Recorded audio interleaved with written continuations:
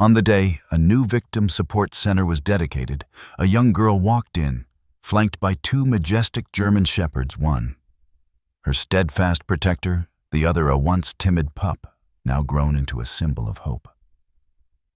Their silent loyalty had carried her through the darkest moments, even giving her the courage to speak the truth in court. But behind the applause and bright lights lay a story of danger, sacrifice, and a bond that changed countless lives. What happened between this girl, her two dogs, and the secrets they uncovered will leave you breathless. The Riverside County Courthouse had never been this full. Every seat in the gallery was taken, rows of reporters squeezed shoulder to shoulder against a wall lined with deputies, their cameras and notepads ready. The stale, cold scent of air conditioning mixed with the faint tang of polished wood and worn carpet. At the center of it all was Courtroom 4, where the assault trial of State of California versus Victor Hale was about to enter its most anticipated phase. Victor Hale sat at the defense table, broad-shouldered, his hands folded neatly on the surface as though that could erase the brutality of what he was accused of. The fluorescent lights caught the faint sheen of sweat on his forehead. Across from him, Hannah Carter's legal team prepared their notes. Hannah herself was absent, recovering in a hospital bed miles away from the courthouse after a brutal attack that had nearly ended her life 6 months earlier. Judge Eleanor Brooks, in her late 60s, with silver hair pulled into a severe knot, adjusted her glasses as she surveyed the room. 4 decades on the bench had taught her to expect the unexpected. Yet even with her long career and the hundreds of trials she had presided over, there was something about the air today, thick electric, that set her instincts on edge. The bailiff's voice rang out, "All rise," and the murmurs died. The jury filed in, each wearing the neutral expressions they had been instructed to keep. But behind the impassivity was curiosity. Everyone knew today would be the first time Hannah's daughter would appear in court. At just 3 years old, Lily Mae Carter had been the silent center of this case's human tragedy. The child had not spoken a single word since the night her father, Officer Luke Carter, died in what had been ruled a car accident 2 years ago.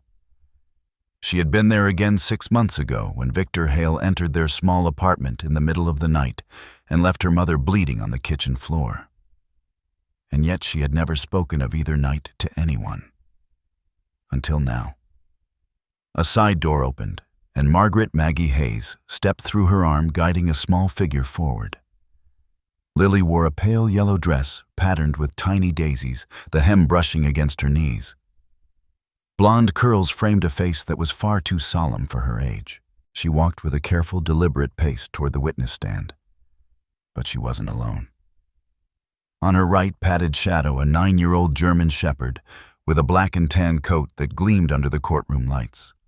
On her left, bounding a little too energetically for the setting, was Ember Shadow's 6-month-old daughter, her coat a softer sable, her ears still slightly too big for her head. Ember's steps were lighter, more uncertain, but her eyes followed Lily's every move. The 2 dogs flanked the little girl, as though the task of guarding her was as natural as breathing. Gasps rippled through the gallery. Therapy animals in court were rare enough. One of them still a puppy, was unheard of. Judge Brooks glanced toward the prosecution table, where Claire Donovan, the assistant district attorney, gave a subtle nod. The judge remembered approving the motion weeks earlier, an unusual request, supported by extensive arguments about Lily's trauma and her unique bond with the dogs. Even Nathan Cole, the defense attorney, had agreed at the time. Now Cole watched the trio approach, his hands tightening around his pen. There was a tightness to his jaw that didn't match his normally easy courtroom demeanor. Lily reached the witness stand, but instead of climbing up to sit, she paused, turning toward the space just beside it, where a thick mat had been laid down. Shadow stepped onto it first, circling once before settling down with the calm authority of a veteran soldier. Ember sat close to him, tail twitching in tiny bursts, before curling around her paws. The bailiff swore in the witness, his voice gentle, and Lily nodded, sliding into the seat.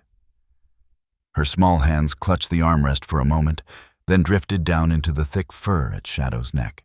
The courtroom was still so still that the faint hum of the light seemed loud. And then in a voice that was soft, but carried through the silence, Lily spoke. "Shadow," she said, looking into the shepherd's deep brown eyes. "Tell them what really happened to Daddy." It was the first time her voice had been heard in public in 2 years. The sound was like a crack through ice, sharp, startling, and impossible to ignore. For a beat, no one moved. The court reporter, Anna Lee, froze mid-keystroke. A juror's mouth fell open before snapping shut again. In the gallery, someone audibly gasped. Nathan Cole's reaction was instantaneous.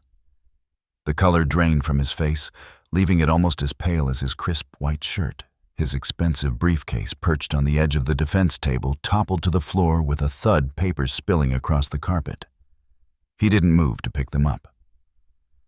Judge Brooks's gaze sharpened. Over the years, she had learned to read people not just by their words, but by the tiny fractures in their composure. Cole's expression wasn't merely surprise. It was something else. Fear. She leaned forward slightly. "Miss Carter," she said gently. "What do you mean?" Lily didn't look at the judge. She kept her eyes on Shadow, her fingers tightening in his fur. Ember, sensing something shift in the air, pressed closer to Lily's leg. "Daddy's car," Lily whispered, "didn't just slip in the rain." The words hung there heavy, as if everyone was trying to process what they meant. For 2 years, Officer Luke Carter's death had been described as a tragic accident on a wet November night. Now, in the middle of an unrelated assault trial, his 3-year-old daughter was suggesting otherwise. Nathan Cole cleared his throat, his voice strained. "Your Honor, I judge." Brooks held up a hand, silencing him. She could feel the tension in the room, shifting, every person leaning in, as though they might miss the next word. Lily glanced briefly at Ember, the puppy tilting her head, then back at Shadow. "He knows," she said, as if the dog himself could explain it better than she could. Shadow was there. He remembers. The murmur that rolled through the gallery this time was louder, a wave of whispers swelling and then dying under the judge's gavel. Eleanor Brooks didn't take her eyes off the child. Somewhere deep in her chest, an old instinct stirred, the one that told her when a case was about to change in ways no one could predict. She thought of Luke Carter, a decorated officer with a clean record, a young wife and a daughter barely out of infancy at the time of his death.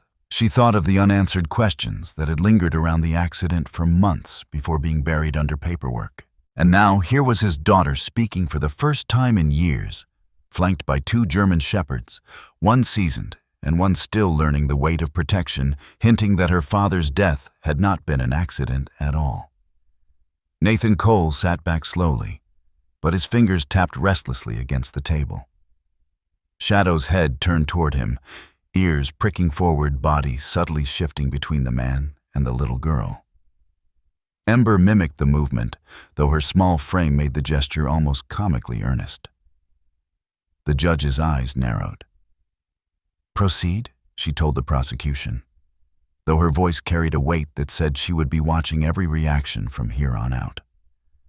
Somewhere in the back of the courtroom, Maggie Hayes exhaled a breath she didn't realize she had been holding. She had brought Shadow here in the hope that his presence might coax a word or two from Lily about the night of the assault on Hannah. She hadn't expected the little girl to open a door to a tragedy 2 years old. But now that door was open, and nothing in this courtroom or in the quiet California town of Millbrook was going to be the same again. It had been raining for hours that November night 2 years ago, the kind of rain that blurred the world into a shifting watercolor of headlights and shadows. Officer Luke Carter was driving north on Highway 101, finishing a double shift in Millbrook. Fatigue pressed on his shoulders, but he kept his hands steady on the wheel, his eyes cutting through the windshield wiper's rhythmic sweep. The asphalt glistened under the patrol car's beams, each reflective stripe swimming up from the darkness and vanishing under the tires. The official report would later call it an accident. Loss of control on rain-slicked pavement, it read. But reports don't tell you about the way a second set of headlights trailed Luke for miles, hovering just behind in the far lane. They don't mention how in a long curve by mile marker, 47, the trailing car crept up alongside its windows, dark, its driver's face barely visible. Luke felt the subtle shift of threat before it happened, the bump, not the slide. A calculated nudge to the rear quarter panel sent the cruiser fishtailing. For a moment he caught it steering into the skid, easing the brake. But the wet shoulder offered no forgiveness. The patrol car spun, dipped off the asphalt, and struck the embankment. Later, first responders would find him unconscious, the cruiser crumpled like a paper cup. The man who claimed to have been first on the scene, an attorney driving home from a meeting, spoke calmly, too calmly, about how he'd just found the wreck. His suit was dry despite the downpour. No one thought to ask why. Back in Millbrook, a 2-year-old girl waited at the apartment window with her toy police car clutched in her hand. Luke didn't come home. By the time neighbors helped Hannah Carter to the hospital, her husband was gone.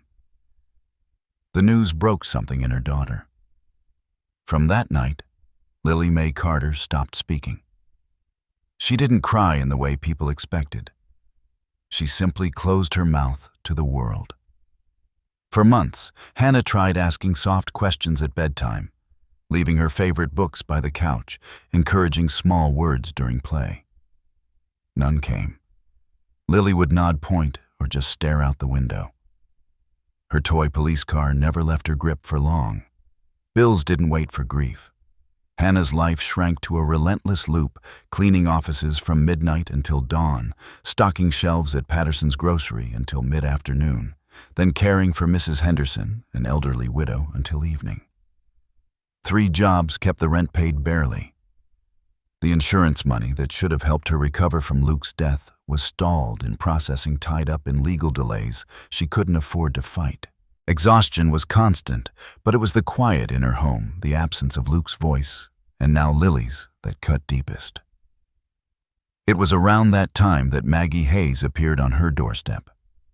Maggie had been the wife of Officer Robert Hayes, Luke's longtime colleague. Robert had served with a German shepherd named Shadow, a steadfast K-9 partner, for 8 years. Shadow had been at Robert's side until the day cancer took him. After Robert's death, Shadow stayed with Maggie, his once alert eyes dulled by grief. He would lie beside Robert's boots for hours, barely lifting his head when someone entered the room. Then came Ember, Shadow's daughter, born just months after Robert passed. Ember was all restless energy and curiosity, clumsy paws and oversized ears. She followed Shadow everywhere, learning his measured patience, but unable to resist the occasional tail wag or playful nudge. One afternoon, Maggie overheard 2 courthouse staff talking about Hannah's case. They mentioned how the prosecution feared Lily might never testify because she still wouldn't speak. Maggie's mind began to turn. She had seen the way Shadow, despite his own grief, responded instinctively to people in pain. She'd also seen how Ember's puppyish warmth could draw out even the most withdrawn neighbor's child. She called Claire Donovan, the prosecutor handling Victor Hale's trial for the assault on Hannah. Claire was thorough, sharp, but not without compassion. Maggie told her everything about Shadow's history, Ember's presence, and her belief that the 2 dogs together could help Lily feel safe enough to speak. Claire hesitated. Therapy dogs in court were rare, and bringing a puppy into such a tense environment was unheard of. But something in Maggie's voice, the quiet certainty of it, convinced her.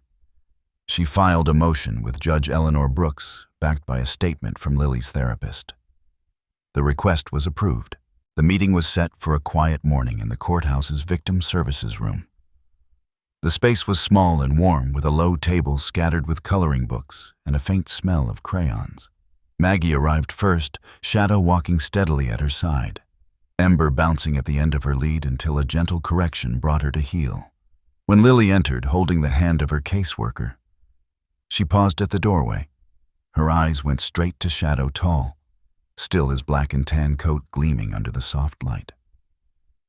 Ember tilted her head and let out a small, inquisitive whine. Lily didn't move at first. Then, step by cautious step, she crossed the room. Shadow stayed exactly where he was, ears forward but posture calm. Ember crept closer, her tail making small, hopeful arcs in the air. The little girl stopped just in front of Shadow, looking into his deep brown eyes. Her hand hovered trembling slightly before settling into the thick fur at his neck. She exhaled softly as if releasing something she'd been holding for a long time. Shadow's body relaxed under her touch. Ember leaned in against Lily's side, pressing her small warmth into the space between them.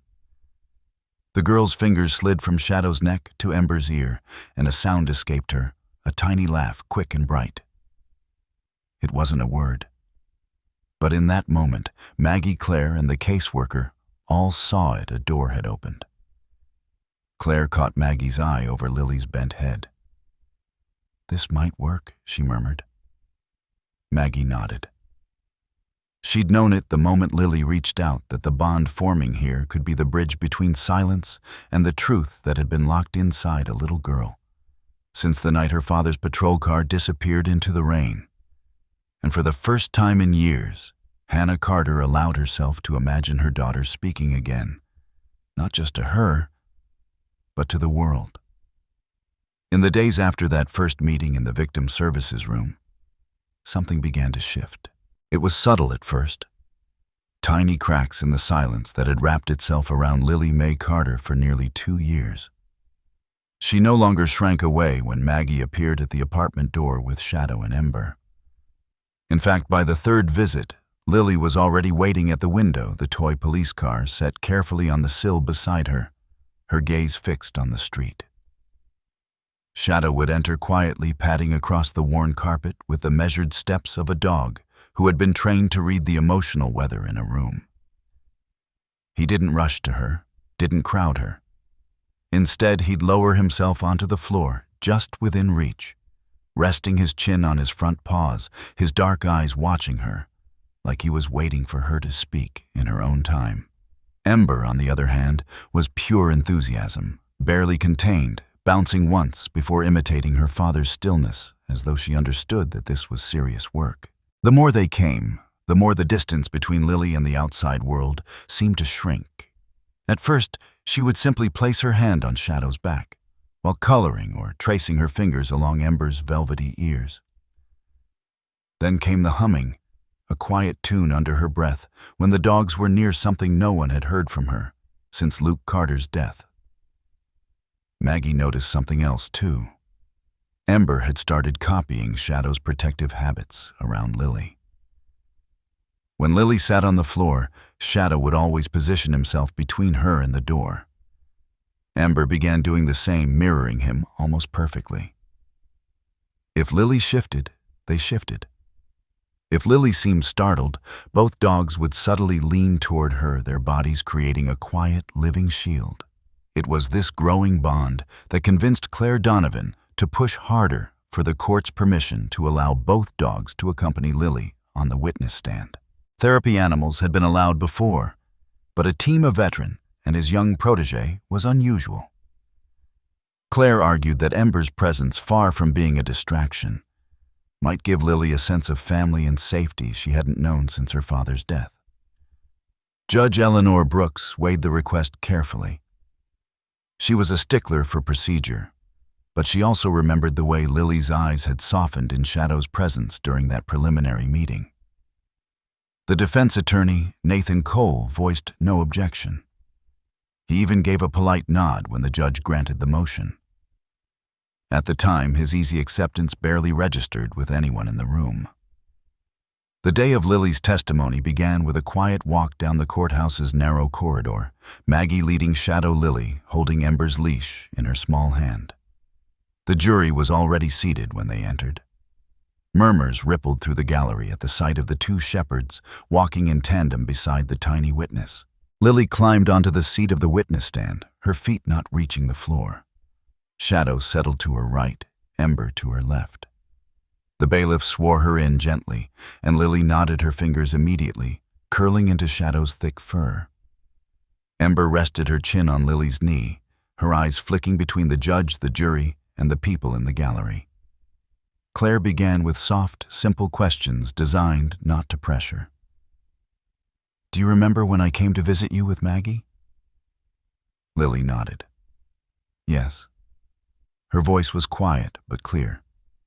The courtroom seemed to inhale at once her first words here. "Was Shadow with you that day?" "Yes." "And Ember? It was going well, better than anyone dared to hope." Then Claire asked Lily, "Can you tell us why you wanted Shadow and Ember here with you today?" The little girl looked down at Ember, then at Shadow, and when she spoke again, her words carried a weight that made the air thicken. "Because they remember things. About Daddy." Nathan Cole's pen froze halfway through a note. His head snapped up. The shift in his expression was almost imperceptible, but not to Shadow. The shepherd's ears pricked forward, his gaze locking on the man at the defense table. Claire kept her tone calm. "What things do they remember, Lily?" She hesitated for a moment, her small fingers tightening in Shadow's fur. Ember nudged her hand, and she took a slow breath. "The man with the shiny watch." He pushed Daddy's car. The reaction was immediate and sharp. Jurors glanced at each other. The court reporter paused for a fraction of a second before catching up. In the gallery, a gasp cut through the stillness. At the defense table, Nathan Cole's jaw tightened. The easy, practiced calm he'd worn since the trial began faltered. His hand twitched toward the briefcase at his feet, then stopped.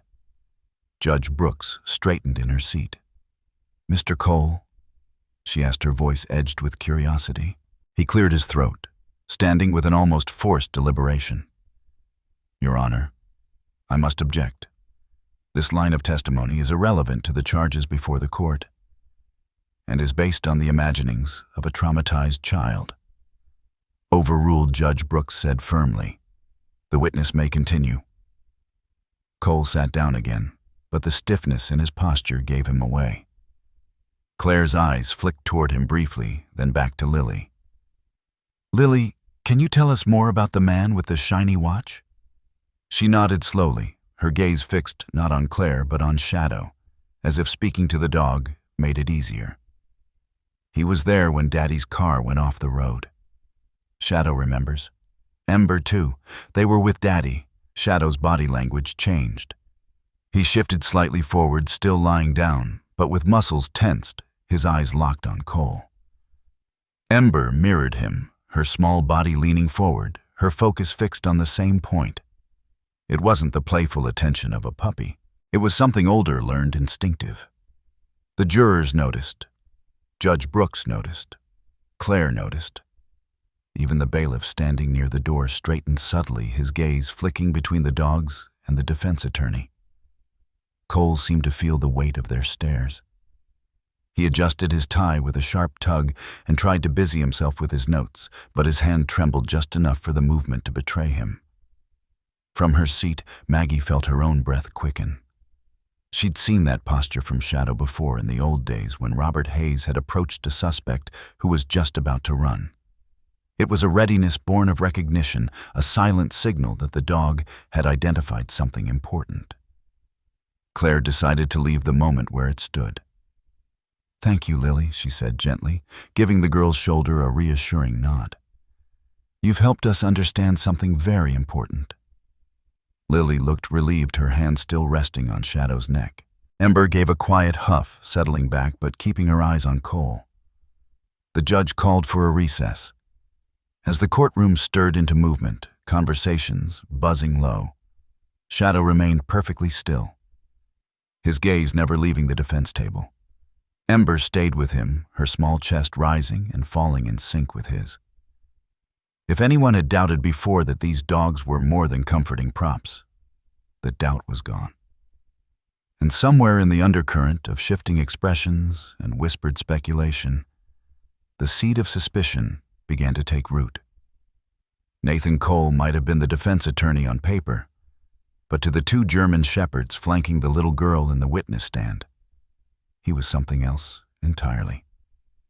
Maggie Hayes couldn't sleep that night. The image of Shadow and Ember locked on Nathan Cole during Lily's testimony replayed in her mind over and over.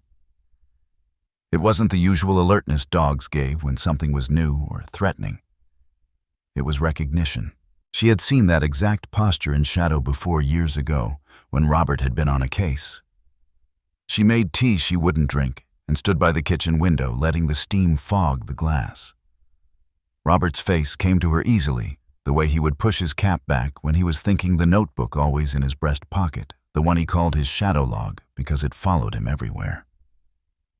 He had written in it at the kitchen table on the hood of the patrol car, even in bed when a thought struck him.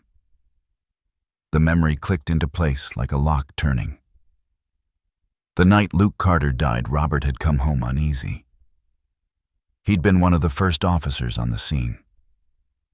Maggie remembered how wet his uniform had been, his hair dripping from the rain, but how he kept frowning about someone else there. He'd said something about a man in a suit that didn't match the weather, a man wearing a watch that caught every flash of the floodlights. Maggie set down the tea. That notebook. It might still be in the boxes in the basement. She pulled on an old sweater, flicked on the basement light, and started moving through the stacked cardboard. Most were labeled Robert's uniforms, old case files, photographs. But at the bottom of one stack was a small battered box with no label. Inside, under a folded patrol shirt, lay the leather-bound notebook. The pages smelled faintly of rain and dust. She carried it upstairs, sat at the kitchen table, and began to read. Robert's handwriting was tight and deliberate, every line dated and numbered. She flipped to November 2 years ago, responded to Carter crash on Highway 101, conditions heavy rain, low visibility. Skid marks too short for reported speed. Civilian on scene before units arrived. Identified himself as Nathan Cole, attorney. Story inconsistent: first, said he saw the car skid, then claimed he found it after it went off-road. Suit dry despite rain. Noted expensive Rolex Submariner approx. $5,000. Odd detail for someone out walking late at night. Maggie's heart thudded as she turned the page. Cole stayed close to scene but didn't render aid.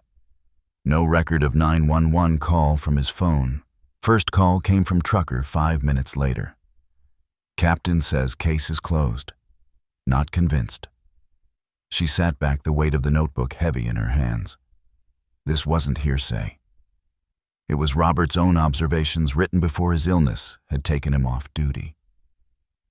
By morning, Maggie was sitting in Claire Donovan's office, the notebook between them. Claire turned the pages slowly, her face tightening. I knew Cole's reaction yesterday was wrong, she said. But this... She tapped the note about the dry suit and the Rolex. This changes everything. Claire picked up her phone and dialed Detective Samuel Price. Within an hour, he was in her office, flipping through the notebook himself. Price was a methodical man, broad-shouldered with a detective squint that made you feel like he was reading the space between your words. Robert was sharp, Price said, closing the notebook. If he wrote this down, he saw it. He leaned forward. Let's pull the original case file. They went down to the records room, the air cool and smelling of old paper. Price slid a thick folder from the archive shelf and spread it open on the table. Photos, diagrams, typed reports. They cross-referenced times. Robert's note said Cole was already on scene before emergency units arrived at 11:52 p.m. The official timeline had Cole witnessing the crash and giving a statement afterward. But the phone logs told a different story. Cole's phone had no outgoing call to 911. The first call had come from a truck driver who arrived several minutes later. That's not just odd, Price said grimly. That's deliberate. Claire traced a finger down the incident report.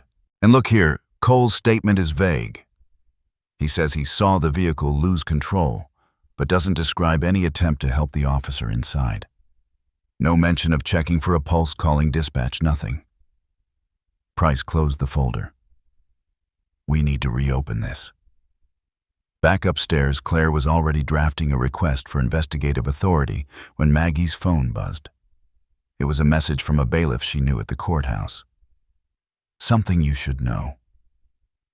This morning, Cole brought in a different briefcase. Shadow and the pup wouldn't take their eyes off it.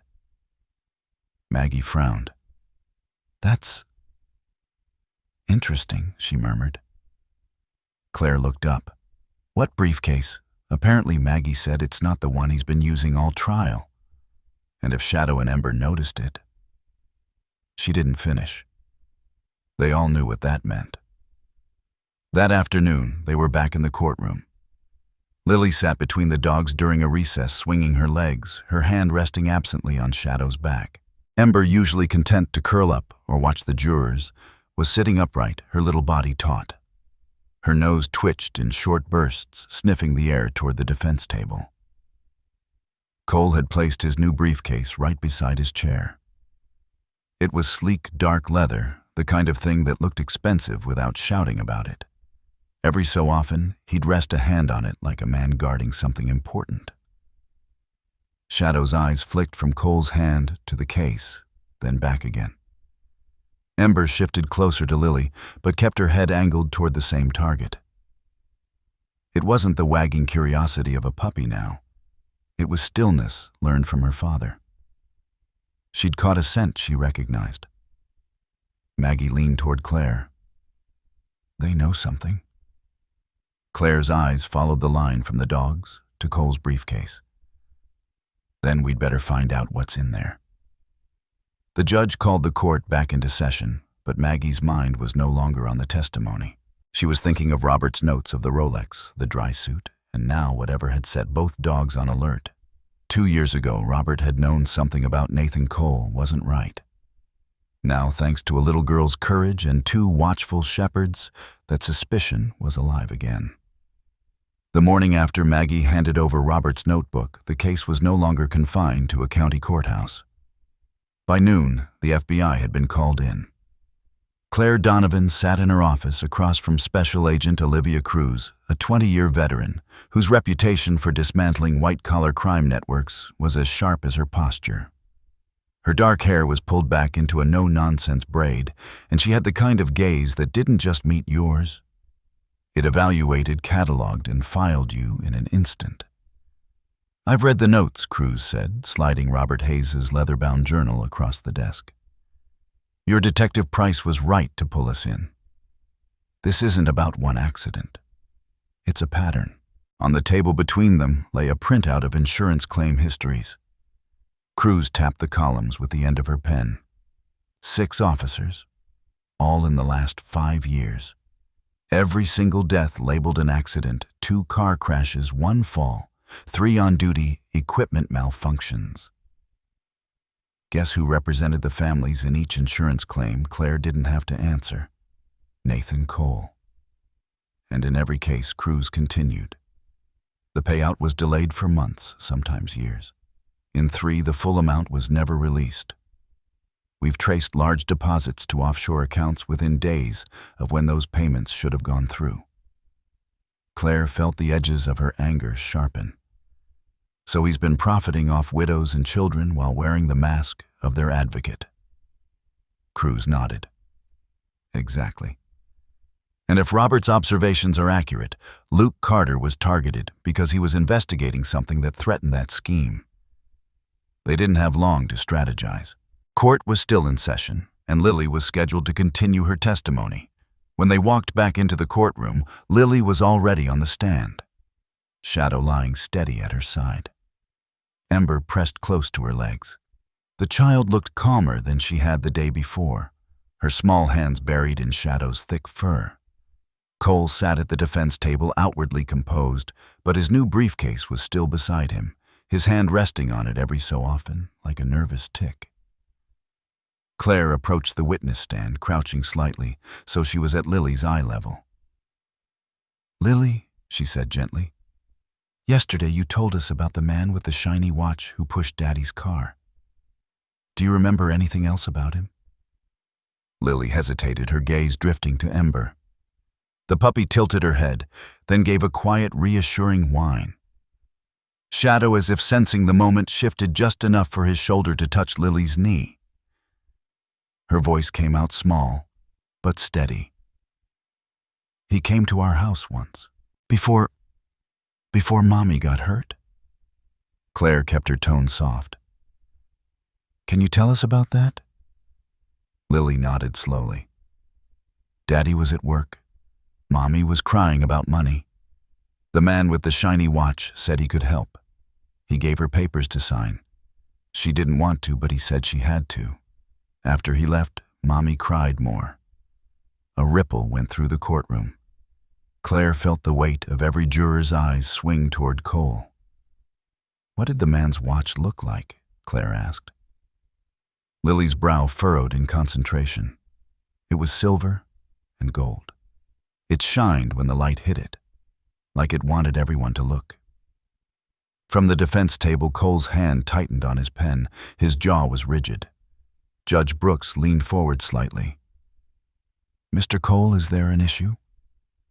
Cole shook his head quickly, but the muscles in his neck stayed taut. Claire glanced at the judge. Your Honor, in light of this new testimony, I request a short recess to investigate. Brooks considered it for only a moment before nodding. We'll recess for 2 hours. Jury will remain sequestered. She banged the gavel once. The courtroom dissolved into movement. Reporters began scribbling furiously. The bailiff cleared the jury from the room. As the noise swelled, Lily reached for Shadow with both arms burying her face in his neck. Ember pressed her nose to the girl's hand, licking gently her warm weight and anchor against the chaos. Maggie stepped up beside the witness stand, laying a reassuring hand on Lily's back. You did so well, she whispered. Shadow and Ember are proud of you. Claire, already gathering her files, caught Cruz's eye from across the room. The FBI agent gave a short nod. They didn't need to speak to know what the next 2 hours would be for tearing open every record, every file, every hidden trail that linked Nathan Cole's shiny watch to the deaths of men and women who had worn a badge. And this time, thanks to a 3-year-old girl and 2 watchful German shepherds. The door to the past was wide open, and it wasn't going to close again. The courthouse conference room had been converted into an evidence war room. A large table was buried under manila folders, printed spreadsheets, and the glow of 3 open laptops. FBI agent Olivia Cruz stood at the head of the table, flipping through a file so thick it seemed to bow under its own weight. This, she said, holding up a stapled packet, is what you've been waiting for. Claire Donovan leaned forward, Detective Samuel Price standing just behind her shoulder. Maggie Hayes sat near the end of the table, her hands wrapped around a coffee mug she hadn't touched. Cruz dropped the packet onto the table. We found it in Cole's personal files buried under layers of irrelevant paperwork. It's a list. Names, ranks, precincts, and handwritten notes. She pointed to a column scrawled in Cole's distinctive blocky handwriting. Potential liabilities. High-risk officers. Price scanned the first page, his eyes hardening. He flagged officers who were investigating corruption, fraud, and internal misconduct. Look at this one Sergeant Miller, Internal Affairs. Died in a fall down a flight of station stairs. That was ruled an accident. Claire turned the page and froze. Luke Carter, she read aloud. Beside his name, evidence room discrepancies. Persistent inquiries into chain of custody, underlined twice in red ink. The room went silent for a moment. Maggie swallowed hard. She had known Robert's suspicion that Luke's death wasn't random, was more than a hunch. Seeing Luke's name on a hit list Cole had personally maintained made the air feel heavier. It's not just Luke, Cruz continued. There are at least 9 others here who are confirmed deceased. 6 in car crashes, 2 in supposed training accidents, 1 suicide that never quite added up. Every single one of them had either stumbled onto or been actively investigating the same network of corruption Luke was digging into before he died. Price looked at Cruz. You're telling me this is a kill list? Cruz didn't flinch. That's exactly what I'm telling you. Maggie set her mug down. Robert's files, she said, her voice steady. They'll back this up. He kept records on officers who died under suspicious circumstances, some of them on this list. I didn't give you everything before. I wasn't sure what mattered. She reached into her bag and pulled out a battered accordion folder. Claire took it carefully, unfolding the clasps and opening it on the table. Inside were dozens of handwritten reports, photographs, and printed emails Robert had saved over the years. Price began matching names from Robert's documents to Cole's list. Look at this, he said, tapping the table. Officer Delgado, Robert, had suspicions about him getting too close to a drug case with missing evidence. Cole's notes say, influence over evidence, flow monitor closely. Delgado died in a crash 2 weeks later. The pile of connections grew until there was no denying the pattern. When court reconvened that afternoon, Claire carried with her the weight of that list. The judge had agreed to allow her to question Cole on it before the jury, though the scope of her questions was limited to what related directly to Luke Carter's case. Nathan Cole looked a shade paler than usual when he took his seat. The easy composure he'd worn for most of the trial had begun to crack, and the crack widened when Claire placed a copy of the list on the evidence display. Mr. Cole, Claire began, her voice even, but edged. Can you explain to the jury why Officer Luke Carter's name appears on a list found in your possession alongside notes about his ongoing investigations before his death? Cole's gaze flicked to the paper and back to Claire. I keep notes on a variety of cases, he said. It's called being thorough.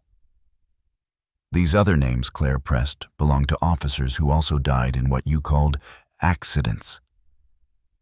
Why are there notes about their internal investigations in your handwriting? Cole shifted in his seat. Because I represented their families. I needed to know what they were working on. You expect this jury to believe, Claire said, stepping closer, that you just happened to represent multiple families of officers investigating corruption, and that every one of those officers died suddenly in ways that directly benefited your client's enemies and in turn benefited you. Cole's jaw tightened. I'm not responsible for their deaths. But you admit, Claire countered, that you knew Luke Carter was investigating chain of custody issues in the evidence room. He hesitated. Yes, I knew. And you admit you were at the scene of his death before first responders arrived. His lips thinned. I was in the area. Claire let the silence stretch. Mr. Cole, did you push Luke Carter's car off the road? A flicker of anger crossed his face. No, I did not. Claire studied him for a moment longer, then turned to the judge. No further questions at this time. The jury looked uneasy. Even without a confession, the weight of the documents, Robert's corroborating notes, and Cole's defensive posture had left an impression. But the tension in the room wasn't over. During a break, as the court prepared to transition to the next witness, Cole stood abruptly and began speaking to his co-counsel in a low but agitated voice. His gestures grew sharper, his face flushing with barely contained frustration. Lily was seated off to the side with Maggie's Shadow and Ember. The little girl was coloring quietly, Shadow lying between her and the aisle. Cole's voice rose just enough to carry sharp, cutting words that made several jurors glance his way. Then, in a movement so fast it startled those nearby, Cole slammed his palm down on the table. The sound cracked through the courtroom like a gunshot. Lily flinched. Shadow's head came up instantly, his body tensing. But before he could move, Ember, small, quick, and suddenly very serious, stepped forward and planted herself between Lily and the direction of the noise. Her tail was still, her body stiff, her eyes locked on Cole. The gallery fell into a hush. Cole noticed the movement and scoffed, but the bailiff had already stepped closer to the defense table. Judge Brooks banged her gavel once. Mr. Cole, control yourself. Ember didn't budge until Cole sat down again. His voice lowered to a grumble. Only then did she glance back at Lily as if to check she was unharmed before returning to her place beside Shadow. Maggie reached down her fingers, brushing over Ember's head. "Good girl," she whispered, feeling the quiet pride that came from watching the young shepherd follow in her father's footsteps. It wasn't lost on anyone that Ember's first act of protection in a courtroom had come not from play or imitation, but from instinct, a clear, unflinching choice to put herself between danger and the child she'd claimed as her own. And though Cole still clung to his denials, the list in evidence and the scene that had just unfolded left an indelible mark on everyone present. The predator's mask was slipping, and everyone could see the shape beneath. The afternoon light in Agent Olivia Cruz's office was thin and gray, filtered through blinds drawn halfway. A steady hum from the air conditioning filled the silence as she stared at the flow chart on her wall. Red string-connected photographs, arrows drawn in black marker, linked names, and in the center, printed larger than the rest, was the list pulled from Nathan Cole's files. But now, new photographs crowded the edges, faces of men in suits, their smiles frozen from campaign posters, charity galas, and official press conferences. Above them, in deliberate block letters, Olivia had written District Attorney Thomas Grayson. She took a slow breath and dialed Claire Donovan. "We've been focusing too narrowly," Olivia said without preamble when Claire picked up. "Cole isn't working alone, and this isn't just about silencing cops. This is a network law enforcement legal offices, and yes, even the DA's office." Claire's voice sharpened. "You're saying Grayson's involved?" "I'm not saying," Olivia turned to the chart and tapped Grayson's face with the end of her pen. "I'm proving it. We've tracked the flow of seized narcotics from evidence rooms to black market distribution. The trail winds through shell companies' offshore accounts and somehow always ends with a decision not to prosecute certain defendants' decisions signed off by Grayson himself." Claire exhaled slowly. "And Luke Carter.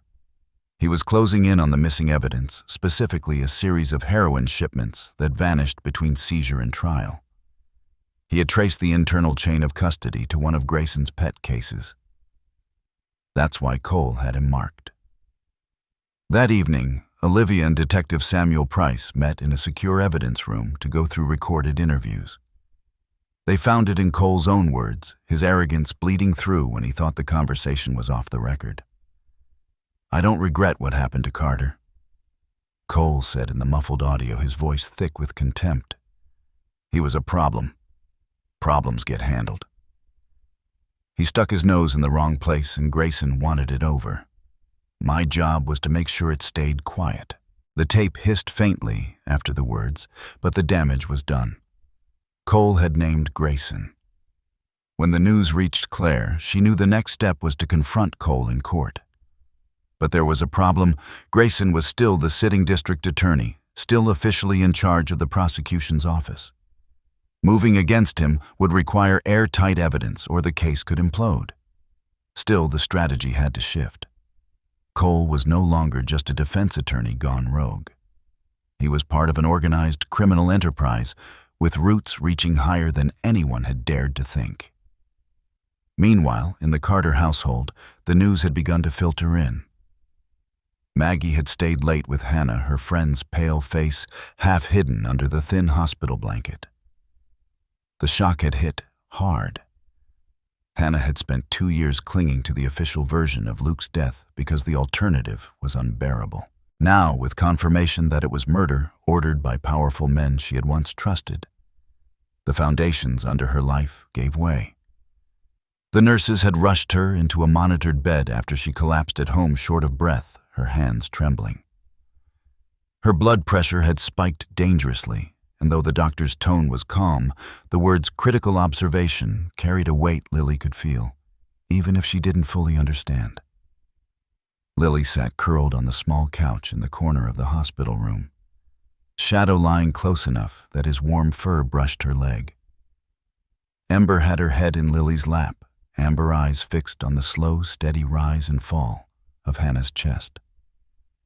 The beeping machines felt too loud. The faint antiseptic smell of the room seemed to press into Lily's skin. She had been so brave in court standing beside Shadow, while strangers listened to her words. But here, seeing her mother so still, her courage drained away. "Maggie says she'll get better," Lily whispered into Ember's ear. The young shepherd leaned into her touch, a low rumble of reassurance in her chest. Shadow lifted his head and placed it gently across Lily's feet, his weight grounding her. Lily's eyes moved from Ember to Shadow. "You stayed with me when it was scary," before she murmured, "Please stay again." Across the hall, Claire stood with Maggie and Olivia. "I don't want Lily left alone for even a second," Claire said firmly. "Cole's influence doesn't stop at the courthouse door. If Grayson knows we're moving in on him, he might try something desperate." Maggie nodded. "I'll stay here tonight. Shadow and Ember will be with her. Anyone comes near that kid, they'll have to go through both of them." Olivia checked her watch. "We'll need to coordinate. Once we go public with Grayson's name, there's no telling who he still has in his pocket. The safest place for Lily might be right here where we control the access." Hours passed and the quiet broken only by the rhythmic hum of hospital equipment. Outside the room, rain tapped against the tall windows, a steady, unending sound. At one point, Lily slipped off the couch and padded over to her mother's bedside. She took Hannah's hand, gently pressing it between both of her own. "Mommy," she whispered, voice trembling but audible. "Don't leave me." Shadow watched from a respectful distance, but Ember edged closer, resting her chin on the mattress. The little shepherd's eyes stayed locked on Hannah's face, as if willing her to open her eyes. Maggie, from her seat by the door, felt a lump form in her throat. She had seen therapy animals work wonders before, but there was something almost fierce about the way both dogs stayed alert to every shift in Lily's posture, every flicker of expression. In the early hours of the morning, Olivia returned with news. "We have enough to move on Grayson," she said quietly to Claire, who had come back to relieve Maggie. "But it means accelerating everything. Pulling in federal warrants, seizing accounts, freezing his movements." Claire glanced toward Lily, who had fallen asleep against Shadow's side. Ember curled protectively at her feet. "Do it," she said. "The sooner this ends, the sooner we can keep them safe." Olivia hesitated. "One more thing you should know, Grayson's been keeping tabs on the trial. He has eyes on the building. If he thinks Cole is about to turn on him, he won't just sit back." Claire's jaw set. "Then we make sure we move first." By mid-morning, the team had begun drafting the official charges: conspiracy to commit murder, racketeering, evidence tampering, obstruction of justice. The list was long enough to fill 2 pages, each item representing years of manipulation, silence, and loss. And at the center of it all was the truth. Luke Carter had been killed not just to protect one man's greed, but to shield an entire corrupt system. When Hannah stirred slightly in her hospital bed, Lily was the first to notice. She sat up, hope lighting her face. Mommy Hannah's eyes fluttered open, still heavy, but aware. Her gaze moved from her daughter to Shadow, then to Ember, and a faint smile touched her lips. "You stayed with me," she whispered. Lily leaned closer, tears slipping down her cheeks. "Always," she said. And for the first time since the trial began, the weight in the room felt just a little lighter. Not because the danger was over, but because they were still together, still holding on. The world inside the surgical waiting room felt frozen, as if time itself had decided to stop out of respect for the struggle taking place behind closed doors. Fluorescent lights hummed softly overhead, casting a pale glow over the vinyl chairs lined in neat, unforgiving rows. The air smelled faintly of antiseptic, and the brewed bitterness of coffee, left too long in its pot.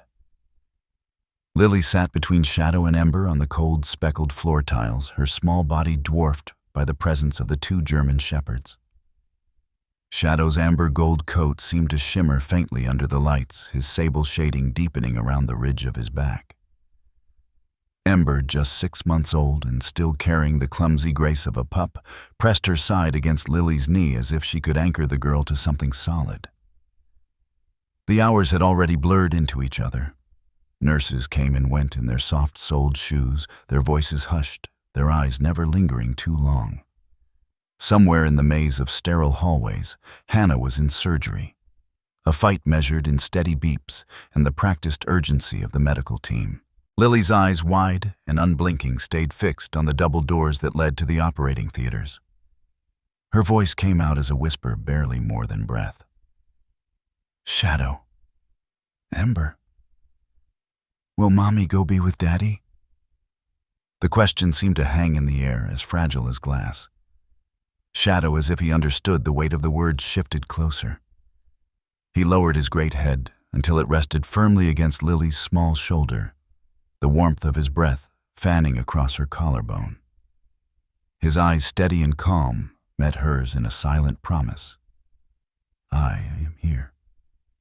Ember, catching the tone, lifted one paw and placed it carefully atop Lily's hand, her claws barely touching the gesture, light but certain.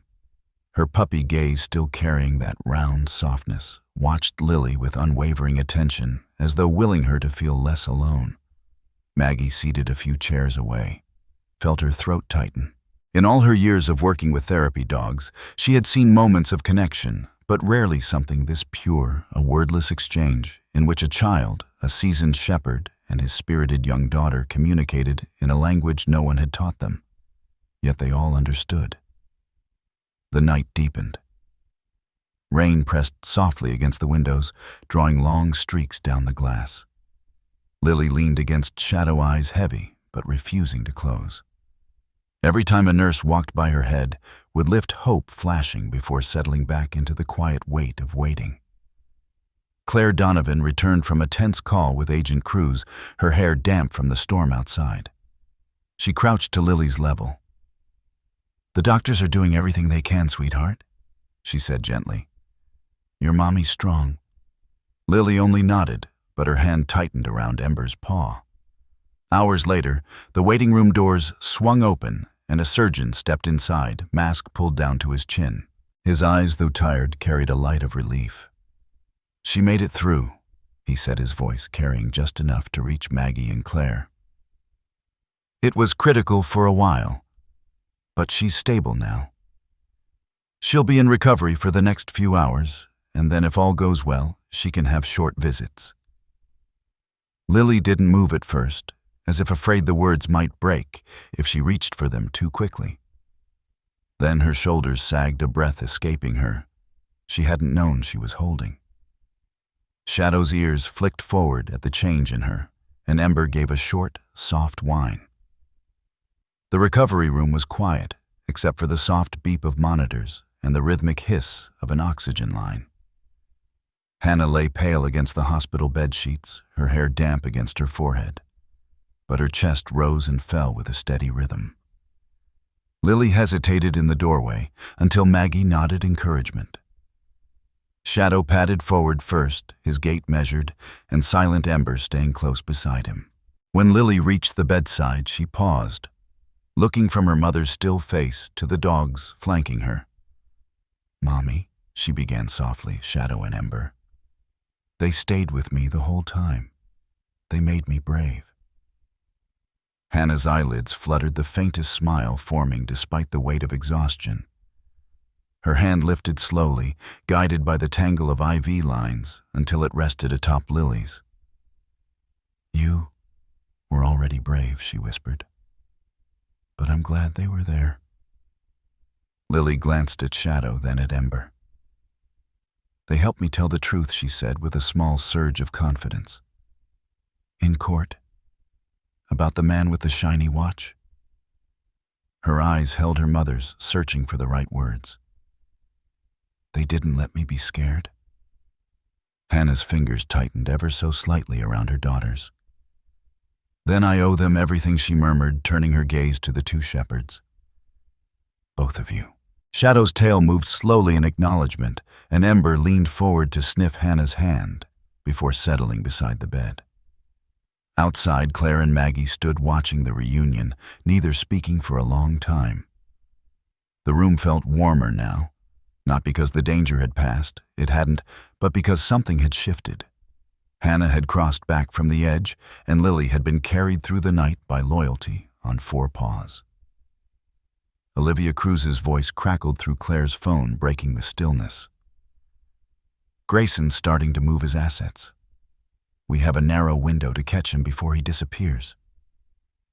Claire's eyes stayed on Lily's shadow and Ember. Then we do this fast, she replied. We finish it before they have to be afraid again. The morning broke with the kind of brittle clarity that only comes after a night of storms.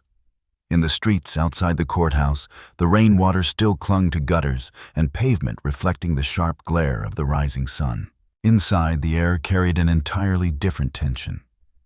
Not the nervous anticipation of a trial in progress, but the electric hum of justice finally breaking through walls long thought impenetrable. By midday, the news cameras had swarmed the steps of the Riverside County Justice Complex. Headlines rolled across every network. District Attorney Thomas Grayson arrested in widespread corruption probe. The man who had once stood at the top of the county's legal hierarchy now descended the courthouse steps in handcuffs, his jaw tight, his eyes fixed straight ahead as the flashbulbs fired in rapid bursts. Behind him, federal agents guided a series of other officials' faces once seen in polished press conferences into waiting transport vans. Agent Olivia Cruz stood at the base of the steps, headset in place, her eyes tracking every movement. We've got Grayson Bennett Shaw and the procurement director, she reported into the mic clipped to her collar. The rest of the warrants are being served across 3 counties. We moved to the secondary sweep in 10. Claire Donovan arrived beside her, the wind tugging at her coat. The dominoes are falling fast, she said, her voice low but steady. Let's make sure none of them land, where they can do more harm. Down in the secure interview rooms, the atmosphere was different. No cameras, no noise. Just a stark table, 2 chairs, and a man in a prison-issued jumpsuit. Victor Hale, his hair flattened from hours in holding, sat across from Detective Samuel Price. His hands cuffed and resting on the table twitched slightly, a tell of nerves he didn't seem able to control. You're looking at life without parole. Price began dropping a stack of fresh evidence photos onto the table. But you talk now about Grayson, about Cole, about the rest, and maybe you see daylight again before you die. Victor's mouth twisted, a bitter smile forming. You think I care about the others? They used me. Paid me just enough to do the dirty work, then tried to tie off loose ends when things got messy. Price leaned in. Loose ends like Hannah Carter, like her daughter. A shadow crossed Victor's face. Grayson ordered it, he said after a long pause. Told Cole to make sure the widow problem was handled. The girl was a complication too smart for her age, already asking questions. And the dogs? Cole said they'd ruin everything if the kids started talking. Price's jaw tightened, but his tone stayed measured. You're putting that on record? Victor nodded slowly. Yeah, put it on record. If I'm going down, so are they. The arrest of Nathan Cole followed within hours. The luxury home that once stood as a monument to his untouchable status now became a crime scene.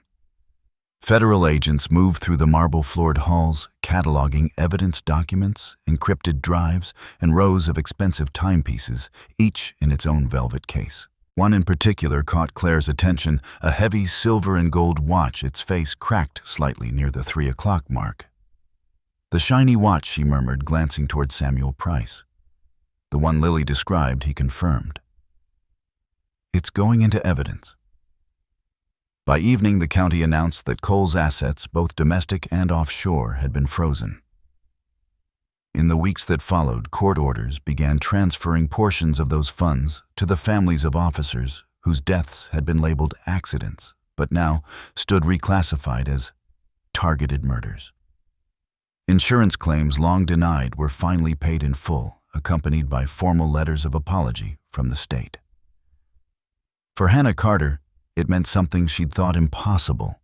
The mortgage on their small house would be cleared, her medical bills erased. But more than that, it was acknowledgement, public and unambiguous, that Luke Carter's death had never been his fault, nor hers for speaking out. In the weeks after the trial's conclusion, the courthouse steps became the stage for a different kind of gathering. This time, there were no jeers, no shouts of protest, only applause rising steadily from the crowd as Lily emerged between Hannah and Maggie. Shadow padded to Lily's right, his gait measured and sure, while Ember bounded slightly on her left, the controlled exuberance of a pup, still learning her role. The photographers captured every frame, the child whose whispered truth had cracked open a criminal empire flanked by 2 German shepherds who had stood with her in the darkest moments. On that day, the governor signed into law the Lily Carter Law, a piece of legislation that mandated the presence of certified therapy dogs for any child testifying in cases involving violence, abuse, or trauma. The bill had moved through the state assembly in record time, with bipartisan support so overwhelming that political commentators joked it was the first thing everyone had agreed on in years. Claire spoke at the ceremony, her voice carrying over the gathered crowd. This law is more than policy, it's a promise.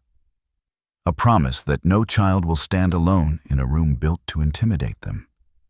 That comfort, safety, and truth can coexist. She glanced toward Lily's Shadow and Ember, her expression softening.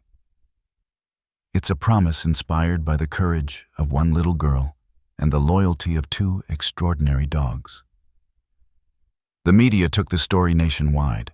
Feature articles appeared in the New York Times, USA Today, and even international outlets, all running variations of the same image, Lily smiling shyly, one hand resting on Shadow's back, the other buried in Ember's thick puppy fur. The headline that stuck, "Justice on 4 Paws," was printed so many times that Maggie joked it should be trademarked. Documentary crews began reaching out, eager to tell the story in depth. Animal advocacy groups used the case as a rallying point for expanding therapy dog programs in other states. Schools invited Hannah and Lily to speak not about the violence, but about courage, truth, and the healing bond between humans and animals. One afternoon, months later, Lily sat in the backyard with a stack of construction paper, a box of crayons, and both dogs sprawled around her. The late spring sun warmed the grass, and a light breeze carried the scent of blooming jasmine from the fence line. "What are you making?" Hannah asked, stepping out with a glass of iced tea. "A thank you card," Lily replied without looking up. She was drawing a picture of the courthouse with herself, Shadow, and Ember in front. "For the judge. For believing me." Shadow lifted his head at the sound of his name, ears pricking forward. Ember, more restless, rolled onto her back and pawed at the air until Lily laughed, a sound that still made Hannah pause, grateful each time she heard it. In private moments, Hannah sometimes struggled with the enormity of what they had lived through. But every time the weight threatened to pull her under, she'd see Lily in the company of Shadow and Ember, running in the yard, curled up with a book in the living room, or walking beside them through town, strangers stopping to smile and wave. The dogs had become more than symbols in the media. They were family. Shadow, with his steady eyes and quiet strength, remained the anchor. Ember, growing quickly, but keeping her bright curiosity, brought lightness to every day. Together, they were a living reminder that safety wasn't just about locked doors or courtroom victories. It was about connection, loyalty, and presence. In one of their last interviews about the case, Maggie was asked why she thought the story had resonated so deeply with people far beyond Riverside County. She'd paused, glancing at Shadow and Ember lounging on the courthouse lawn while Lily played a few feet away. "Because it's not just a story about crime or justice," she said finally. "It's about trust rebuilt, about finding your voice, and about the ways we heal, not alone, but together. And sometimes those who carry us through are the ones who can't speak our language, but understand us better than anyone else." The reporter had smiled, scribbling down her words. And somewhere in the background, the sound of Lily's laughter carried across the grass, twining perfectly with the steady rhythm of two sets of paws beside her.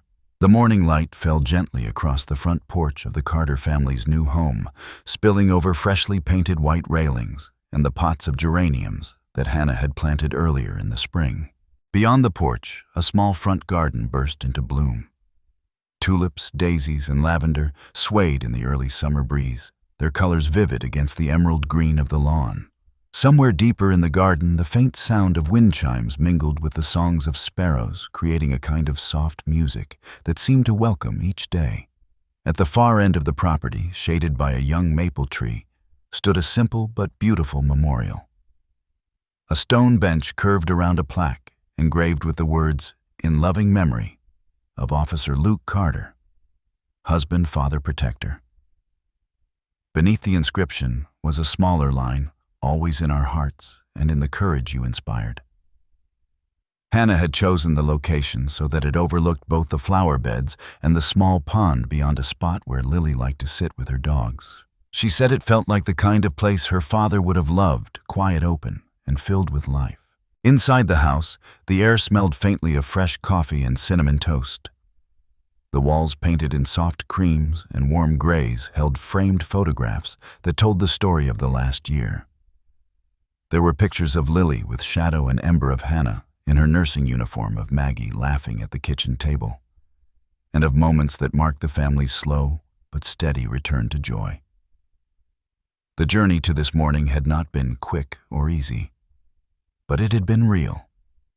Hannah Carter, who had once worked herself to exhaustion just to keep a roof over their heads, now stood in her new kitchen wearing the navy blue scrubs of a registered nurse. She had graduated with honors from her nursing program only a few weeks earlier, specializing in trauma recovery. Her decision to focus on psychological injury and post-traumatic rehabilitation came from a place deeper than career ambition.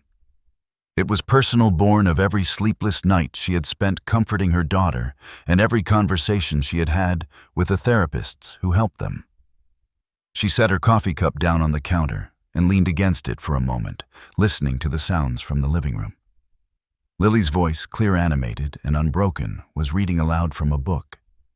It was Charlotte's Web Today, a story she had discovered in the school library and instantly claimed as a favorite. And Fern was up at daylight, trying to rid her mind of the thought that Wilbur might be lonely. Lily read, her tone shifting dramatically for each character. She set out for the barn. Shadow lay beside her on the rug, his amber-brown coat gleaming in the sunlight streaming through the window. His head rested on his front paws, but his ears tilted toward the sound of Lily's voice, the way they always did when she read. Ember, now a full-grown German shepherd, sat a little apart, her posture attentive, eyes following Lily's every expression. Though she had inherited her father's steady temperament, Ember carried a liveliness all her own, an energy that made her ideal for the next stage of her training. For months, Maggie had been helping to prepare her for certification as a professional therapy dog. Where Shadow's presence brought calm, Ember's spirit seemed to draw out laughter and movement from everyone she met.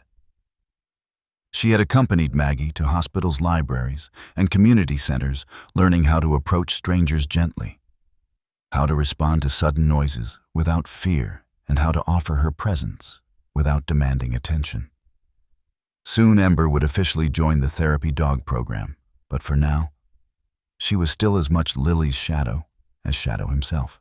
Lily finished her chapter and closed the book with a satisfied sigh. "They like it when I do voices," she said, glancing toward the two dogs. Shadow blinked slowly, and Ember thumped her tail against the floor as if in agreement. "You know," Hannah said, stepping into the room, "you're better at that than some of the audiobooks I've heard." Lily grinned. "That's because I read it to them." She stroked Shadow's head, then reached out to scratch behind Ember's ear. "And they listen better than people do." Hannah's heart swelled at the sight. There had been a time not so long ago when Lily's words were locked away, when every attempt at speech ended in silence or tears. Now, her voice filled the house daily, spilling over in stories, questions, and the kind of observations only a child could make. It was Maggie who walked in next, carrying a canvas tote filled with vegetables from the farmer's market. "You have got to try these strawberries," she announced, setting the bag on the table. "Sweet enough to make you forget you're eating healthy." Maggie Hayes had long since become more than a family friend. To Lily, she was Grandma Maggie, though there was no blood relation. To Hannah, she was the person who had believed in them when the world felt against them. Her home had once been the place where Shadow found refuge after losing his first handler, and now it was where Lily often spent weekends helping Maggie bake pies or tend the garden. Later that afternoon, the three of them walked out to the memorial garden together. Lily carried a small bouquet of wildflowers she had picked from the edge of the property: bright yellow buttercups, purple clover, and white daisies. She knelt before the plaque, arranging the flowers at its base. Shadow and Ember settled behind her, forming a quiet, watchful line. "Hi, Daddy," Lily began softly. "I'm reading you a new story later. It's about a pig and a spider, and I think you'd like it." She paused, glancing up at Hannah, who gave her an encouraging smile. "I miss you. But I'm happy here. We have a garden now, and Shadow and Ember are still with me every day. And Mommy's a nurse now." Hannah crouched beside her daughter, placing a hand gently on her back. "Your dad would be so proud of you," she whispered. The breeze shifted, carrying the scent of lavender over the memorial, and for a moment the world seemed to still around them. As the year had passed, the family's life had settled into a rhythm: school mornings that began with pancakes or oatmeal afternoons filled with homework and play, and evenings when they all gathered in the living room. Shadow sprawled at Hannah's feet, while Ember claimed her spot beside Lily. Weekends often brought visits to the park, or trips into town where Lily proudly introduced Shadow and Ember to shopkeepers and neighbors. The wider community had embraced them too. The Lily Carter law had gone into effect statewide, and other states were beginning to follow suit. Therapy dog programs saw a surge in applications, and Hannah sometimes found herself invited to speak at conferences or training events. She always brought Lily, Shadow, and Ember along, believing that their presence told the story better than any speech could. On one such occasion, after Hannah had finished a talk about trauma recovery in children, a young boy had approached her. He had stood silently at first hands, buried in the pockets of his hoodie, until Ember stepped forward, tilting her head and pressing her nose gently against his hand. Within moments, the boy was speaking hesitantly, then with growing confidence. His mother's tearful gratitude afterward had reminded Hannah why she had chosen this path. One evening, as summer's warmth began to give way to the cooler breezes of early autumn, Hannah sat on the porch steps with Maggie. They watched Lily in the yard, tossing a ball for Ember, while Shadow watched with dignified interest. "She's grown so much," Maggie said quietly. "Not just taller though she is, but here." She tapped a hand over her heart. Hannah nodded. "Sometimes I catch myself just listening to her voice, remembering when I was afraid I'd never hear it again." She paused, her eyes fixed on her daughter. "I think this house, this garden, it's not just for us. It's for him too. For Luke." Maggie reached over and squeezed her hand. "And he's here, in every laugh, every flower, every time she reads out loud." The porch light flickered on as dusk deepened, casting a golden glow over the garden. Lily ran up the steps, cheeks flushed, both dogs at her heels. "Can we make s'mores tonight?" she asked breathlessly. Hannah laughed. "Only if you promise not to feed half of them to Ember." Lily pretended to think about it, then grinned. "Okay, maybe just one." That night they built a small fire in the backyard pit. The flames crackled and popped as marshmallows browned on skewers, and the air filled with the smell of melted chocolate and graham crackers. Shadow lay near Hannah, his head resting on her knee, while Ember kept a careful eye on the toasting marshmallows, as if she were personally responsible for their quality control. Lily leaned back against Maggie's side, sticky fingers, holding a half-eaten s'more. "Grandma Maggie," she asked, "do you think Shadow and Ember dream about us?" Maggie smiled. "Oh, I'm sure they do. Probably about all the walks we've taken, all the games we've played, and maybe even about the times you read them stories." Lily considered this for a moment, then reached down to hug Ember's neck. "I hope their dreams are happy, like mine are now." And in the flickering firelight, Hannah realized that was the truest sign of their healing. Not the new house or the garden or even the law named after her daughter, but the quiet certainty in Lily's voice when she spoke of happiness as something she carried with her, not something she was still chasing. The day of the dedication dawned crisp and bright. The kind of autumn morning where the sky seems impossibly clear. The air holds a hint of wood smoke, and every tree wears its crown of amber gold and crimson. The Carter family's driveway was already alive with quiet bustle.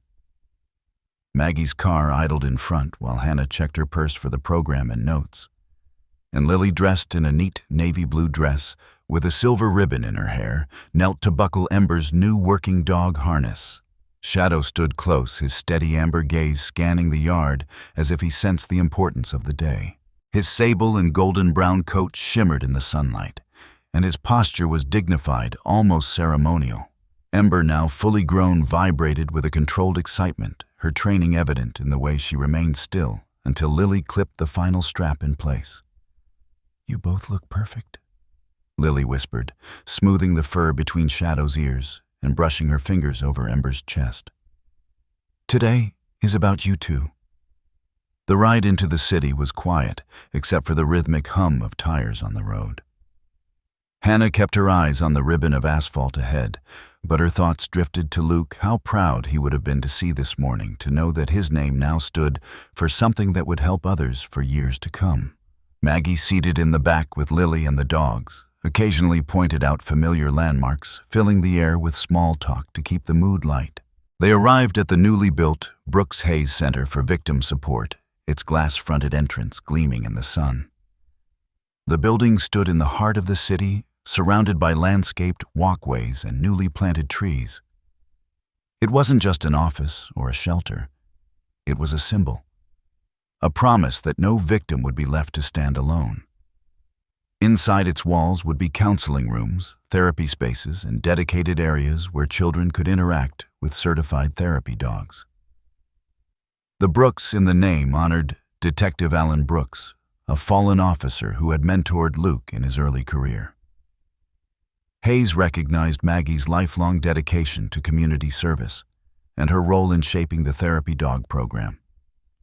The center would also be the national headquarters for the Luke Carter Memorial Fund, which offered scholarships for aspiring officers and funded therapy dog training programs across the country. A small crowd had gathered outside police officers in dress uniforms, community leaders, volunteers, and families who had been touched by the Carter family's story. News cameras tracked the scene, their lenses following, as Lily stepped out of the car with Shadow on one side and Ember on the other.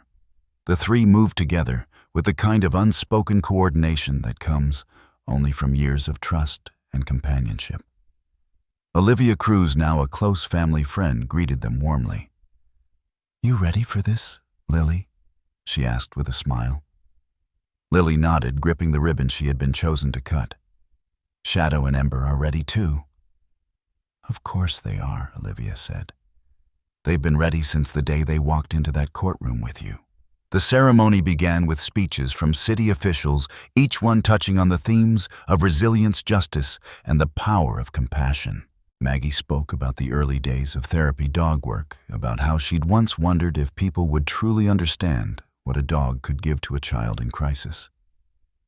Now she said, glancing toward Shadow and Ember, "I think the world has seen the answer." Hannah stepped forward next, her voice steady but warm. She spoke of Luke's dedication not just to the badge, but to the people behind each case. He believed, she said, that protecting someone means more than keeping them safe. In the moment, it means giving them the tools to live again afterward. That's what this center will do. When it was Lily's turn, she walked to the podium with both dogs at her side. She wasn't reading from notes. She didn't need to. "I was scared for a long time," she began, her voice clear enough for every person in the courtyard to hear. "I thought if I didn't talk about what happened, it might go away. But then Shadow came and sat with me, and Ember watched over me. They didn't ask me to speak. They just stayed. And because they stayed, I've found my voice." She paused, glancing at the crowd, then back at the dogs. "One day I want to be a police officer like my dad. And when that day comes, Shadow and Ember will be my partners." The statement drew soft applause, and more than a few people reached for tissues. The ribbon cutting was simple, but powerful. Lily held the ceremonial scissors, flanked by Hannah, Maggie, Olivia, and 2 uniformed officers who had served with Luke. With Shadow on her left and Ember on her right, she snipped the ribbon in one clean motion. The crowd erupted in applause as the doors of the Brooks Hayes Center opened for the first time. Inside, they toured the bright welcoming rooms.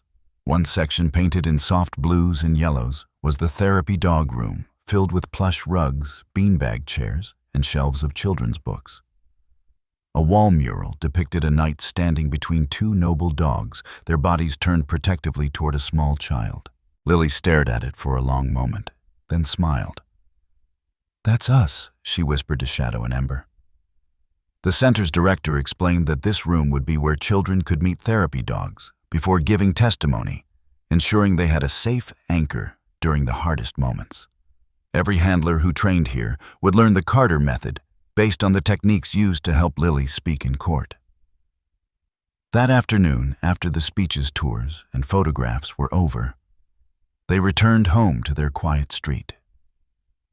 The air was tinged with the gold of late-day sunlight, and the garden out front seemed to glow. The maple tree in the yard had begun to drop its leaves, scattering them across the grass in warm reds and yellows. Lily slipped inside, returning moments later with a worn hardcover book. She walked to the memorial in the garden. Where the bench overlooked the pond, Shadow settled on one side of her, Ember on the other, their bodies framing her small figure like living sentinels. Hannah watched from the porch as Lily opened the book and began to read aloud. It was a story she had written herself over the past month, the knight and the 2 dogs. In it, a brave young knight faced storms, shadows, and trials, but always had 2 loyal dogs by her side. Together they protected the kingdom, sought truth, and guarded the innocent. Her voice rose and fell with the rhythm of the tale, and the dogs' eyes followed her expressions as if they understood every word. The setting sun cast a halo of light around them, turning Shadow's and Ember's coats into liquid gold. The reflection of the scene shimmered in the pond, a perfect mirror of the 3 figures at the heart of it all. Hannah joined them halfway through the story, sitting quietly on the grass. Maggie wandered over too, placing a hand on Hannah's shoulder. None of them spoke. They just listened. The words painted a world where courage was quiet but unshakable, where love was the strongest weapon, and where justice was carried forward not only by laws and courts, but by the bonds between hearts. As Lily reached the final page, she looked up at the 2 dogs. And the knight knew, she read, that as long as her 2 loyal friends were beside her, she could face any darkness and protect every light. She closed the book, leaning back so her shoulders pressed against the warm fur of Shadow and Ember. The garden was wrapped in the deep amber of sunset now, and the first evening star was just beginning to show above the horizon. Somewhere far off, the sound of wind chimes drifted in the breeze. Hannah thought of Luke, not just the man she had loved, but the legacy he had left. In the laughter of their daughter, in the steadfast presence of the dogs, in the center that now stood in the city's heart, his spirit endured. And as the shadows lengthened and the last light of day kissed the tops of the trees, it seemed to Hannah that the scene before her, The girl, the two dogs, the story in her lap was the truest emblem of everything they had fought for: love, justice, and the unbreakable strength of those who stand together.